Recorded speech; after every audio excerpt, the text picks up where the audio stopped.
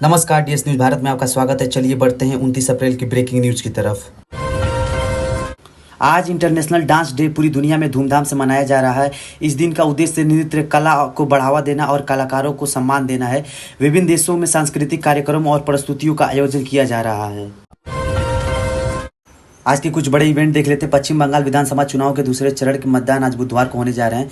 BJP और TMC दोनों राजनीतिक पार्टियों के लिए बड़ी परीक्षा की घड़ी होगी। आज बंगाल में दूसरे चरण में टोटल 142 सीटों पर वोटिंग होगी। ममता बनर्जी की सीट पर स्पेशल सीआरपीएफ का फ्लैग मार्च किया जा रहा है। सुरक्षा व्यवस्था भी तेज की गई और प्रधानमंत्री ने बंगाल चुनाव प्रचार के अंतिम दिन कहा कि अब शपथ ग्रहण में ही लौटूंगा। वहीं कल पंजाब और राजस्थान के बीच आईपीएल का 40वां match PCA new cricket stadium तीरा में खेला जा रहा था, जहां पंजाब किंग्स ने 20 ओवर में 222 रन बनाए, 4 विकेट गिरा। राजस्थान रॉयल ने 19 ओवर 2 गेंद में ही 228 रन बना के जीत हासिल की। राजस्थान रॉयल 6 विकेट से जीत हासिल की। छत्तीसगढ़ बोर्ड के 10वीं और 12वीं के रिजल्ट भी आज जारी होकर दिए जाएंगे। दोपहर 2:30 बजे परीक्षा परिणाम आएंगे, तो स्टूडेंट छत्तीसगढ़ बोर्ड के ऑफिशियल पोर्टल या डिजीलॉकर के माध्यम से भी अपने परिणाम चेक कर सकते हैं। चलिए खबर है, उत्तर प्रदेश को मिलेगा देश का सबसे लंबा एक्सप्रेसवे। आज 29 अप्रैल को पीएम मोदी इसका उद्घाटन करेंगे फाइनली। ये यूपी का 12 जिलों को जोड़ेगा गंगा एक्सप्रेसवे। इसकी लंबाई तकरीबन 594 किलोमीटर है। 30,000 करोड़ की लागत से बना ये। आज 29 अप्रैल को देश के इस ऐतिहासिक गंगा एक्सप्रेसवे का उद्घाटन होने जा रहा है। ये यूपी का 12 शहरों को जोड़ेगा। 29 साल बाद हकीकत बनने जा रहा है। 2007 से ये प्रस्तावित हुआ था, तो अब जाकर कंप्लीट होने जा रहा है। बताया जा रहा है कि ये गंगा एक्सप्रेसवे उत्तर प्रदेश की इकोनॉमी के लिए गेम चेंजर बनेगा। यूपी मेरठ से लेकर प्रयागराज तक कई कारखाने लगेंगे। उत्तर प्रदेश को $1 ट्रिलियन इकोनॉमी बनने में ये काफी मदद करेगा। चलिए अगले खबर देखिए। राजधानी दिल्ली को भी मिलने जा रहा है नया मेयर और डिप्टी मेयर। आज 29 अप्रैल को इस पर भी फैसला आ जाएगा। ये तो आज के कुछ बड़े इवेंट रहे हैं और चलिए आगे बढ़ते हैं खबरों में। सबसे पहले ईरान अमेरिका इजराइल जंग से जुड़ी कुछ बड़ी खबर देख लेते हैं। तो देखिए, ईरान पर अमेरिकी और इजराइल के हमलों को 60 दिन हो चुके हैं, 2 महीने बराबर। इस बीच ईरानी विदेश मंत्री आरागची ने रूस के समर्थन को भी सराहा और ईरान के नए प्रस्ताव को डोनाल्ड ट्रंप की नाखुश रहे। दरअसल दावा किया जा रहा है कि ईरान पहली बार हॉर्मुज रूट खोलने को भी तैयार हो चुका है, लेकिन इस शर्त पर भी कि अमेरिका यहाँ हॉर्मुज रूट से नाकाबंदी हटाए। लेकिन ईरान के इस प्रस्ताव को डोनाल्ड ट्रंप ने ठुकरा दिया है।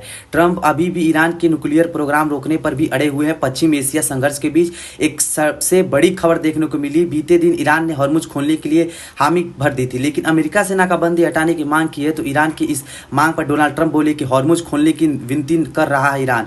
और ट्रंप ने तो ईरान के लिए ये भी कहा है कि ये देश अब अंत की ओर आगे बढ़ रहा है।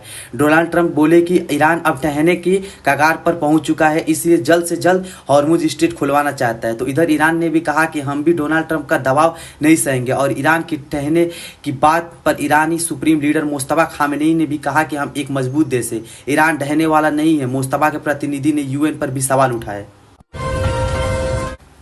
वही दोस्तों, हॉर्मुज संकट के बीच अब यूएई ने एक और ऐतिहासिक फैसला लिया है।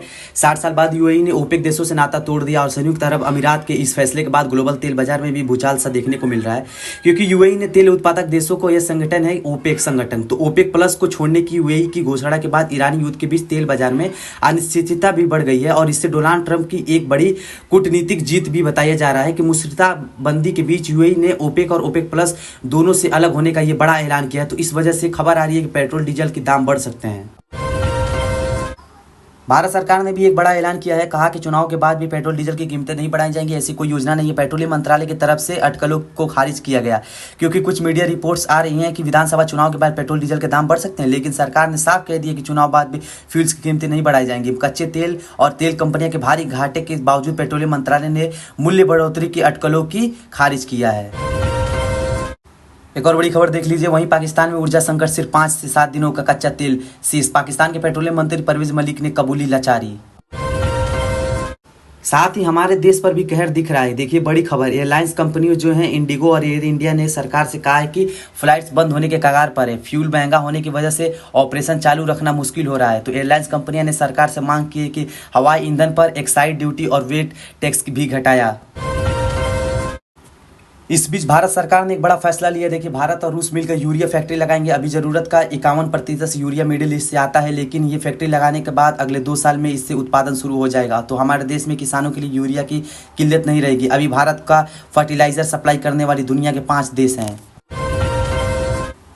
हॉर्मुज में समुद्री रास्ता खुलवाना चाहता है हमारा देश भारत भी। संयुक्त राष्ट्र सुरक्षा परिषद में भारत ने इस मुद्दे को लेकर चिंता भी जताई है।